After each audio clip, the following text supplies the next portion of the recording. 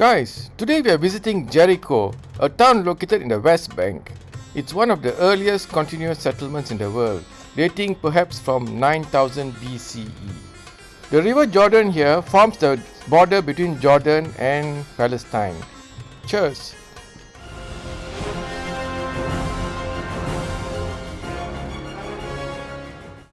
So guys, this is the state of Israel at present. Israel borders with Egypt on the west. The river Jordan forms the border between Israel and Jordan on the east. In the north, the border is with Lebanon, and the northeast is Syria. Palestine comprises of the Gaza Strip and the West Bank. This area is called the West Bank because it's located west of the Jordan River. So guys, you need a small history lesson to understand the state of Israel at present. The yellow area here is Israel before the Six-Day War in 1967. After the Six-Day War in 1967, Golan Heights was annexed from Syria, the West Bank from Jordan, the Gaza Strip, and finally Sinai Peninsula from Egypt, although this was returned to Egypt in 1982. At present, Israel still controls the Golan Heights, 60% of the West Bank, although the Gaza Strip is under Palestinian control by Hamas at present. So guys, this is the state of Israel at present, with Palestine comprising of the Gaza Strip here and the West Bank. Well guys, although the West Bank is supposed to be under Palestine, 60% of it is still controlled by Israel. Israel also still controls the Golan Heights. And this is the Sea of Galilee here, the river Jordan running down, and the Dead Sea forming the border between Israel and Jordan. Here's an interesting fact for you. Jerusalem. West Jerusalem is in Israel, but East Jerusalem was annexed by Israel in the War of 1967, and Israel still maintains full control over the whole city of Jerusalem at present. Today we are going to visit Jericho, one of the earliest continuous settlements in the world, dating from 9000 BCE, located at the West Bank in Palestine. Cheers! The town Jericho is famous in biblical history as the first town attacked by the Israelites under Joshua. Joshua was Moses' successor when he died, and he brought the Israelites crossing the Jordan River into the Promised Land, and the first town they conquered was Jericho. Now, King Herod the Great established a winter residence in Jericho, and he passed away here in the year 4 BCE. Now, King Herod was the one the three wise men visited when they wanted to visit the baby Jesus who had been born. Now a fun fact for you, the first temple in Jerusalem was built by King Solomon in the year 10th century BCE. This was destroyed by the Babylonians in the year 587 BCE. The governor Zerubbabel then rebuilt this second temple, and interestingly, the same King Herod who I mentioned earlier was the one who rebuilt the temple on a more magnificent scale. This second temple, also known as Herod's Temple, was destroyed in the year 70 Common Era by the Roman Empire. All the remains now of this temple is the four walls, which includes the famous Western or Wailing Wall. Jericho is located 258 meters below sea level, making it the lowest city in the world. Our first stop in Jericho is to view the Mount of Temptation. So you see here they are serving us sycamore nuts and dates from the trees around Jericho here.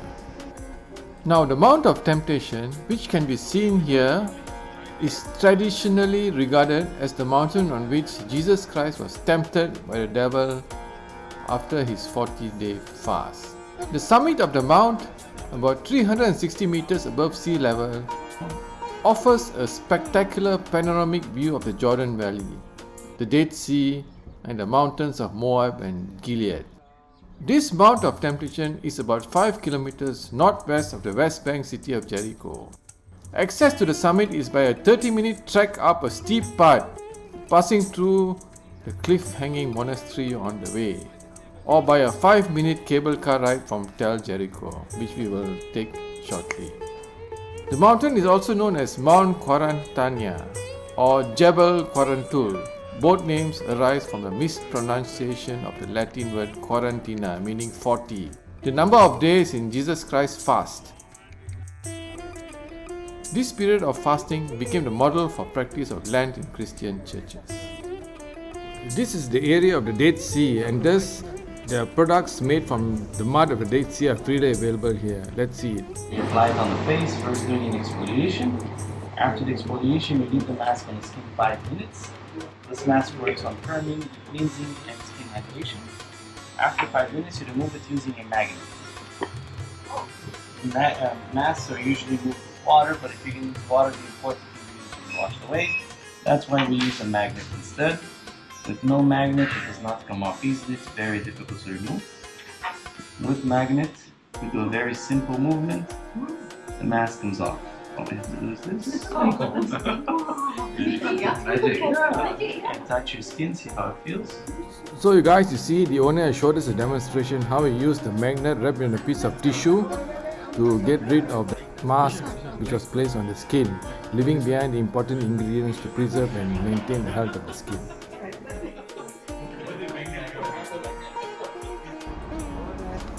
So guys, we are now heading to the cable car station at Jericho to take the cable car ride up to the Mount of Temptation. Well, here we are waiting for our tickets for the cable car ride, and as you know, Jericho is the lowest city in the world, 265 meters below sea level. So this cable car ride is the #1 tourist destination in the oldest city in the world, and it has entered the Guinness Book of World Records for the longest cable car ride below sea level.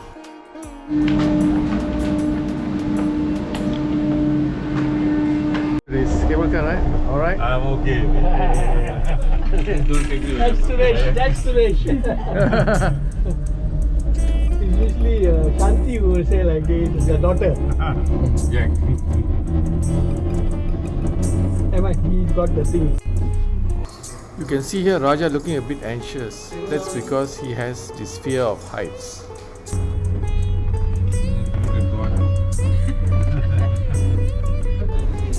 The cable car ride doesn't take very long, only about less than 10 minutes duration. Langkawi one. The Langkawi cannot go. The Langkawi one. Even the South Africa one is very windy and all that.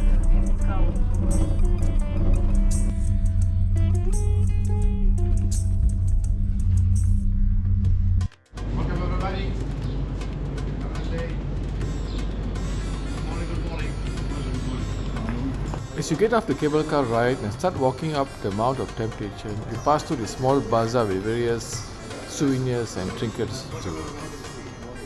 on sale.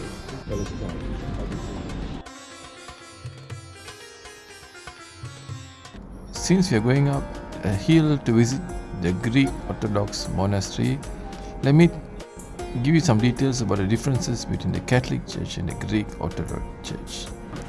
After the Great Schism in the year 1054 AD, there was a split in the Church, the Catholic Church, and the Greek Orthodox or Eastern Orthodox Church. Although they believe in the same God, there are some subtle differences. For Roman Catholics, the Pope is infallible, but for Greek Orthodox, their highest leaders, the bishops, are not infallible. And another interesting fact, Greek Orthodox churches celebrate Christmas 2 weeks later on 6th or 7th of January because they follow the Julian calendar, as opposed to the Roman Catholics who follow the Gregorian calendar. Now let's talk about the 3 temptations of Jesus. After fasting for 40 days and Jesus was hungry, the devil approached him and said, "If you are the Son of God, command these stones to become loaves of bread."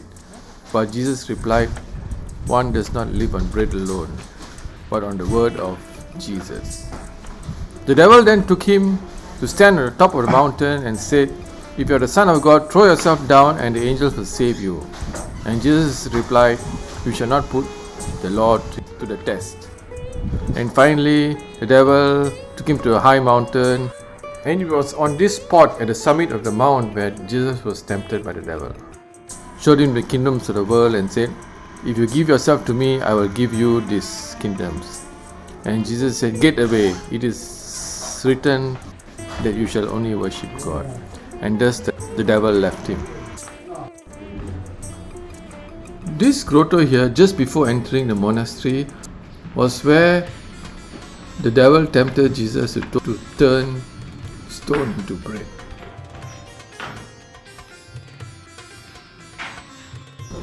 So let's walk further along into the main heart of the monastery.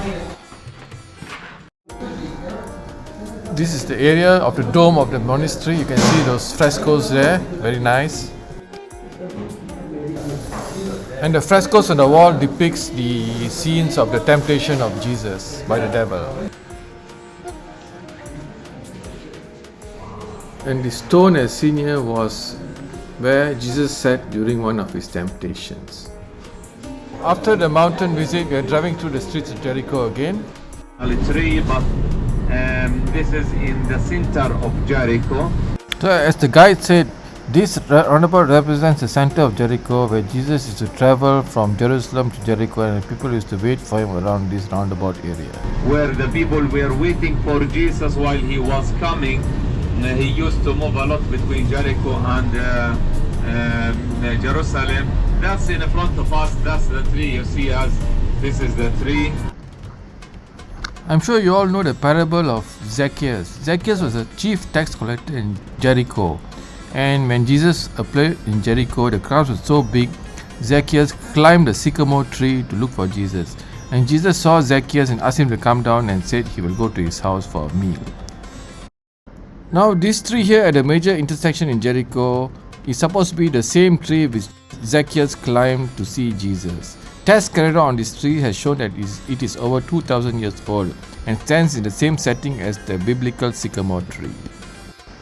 Guys, I hope you enjoyed my first video on my trip to the Holy Land. Stay tuned for the next one. Cheers.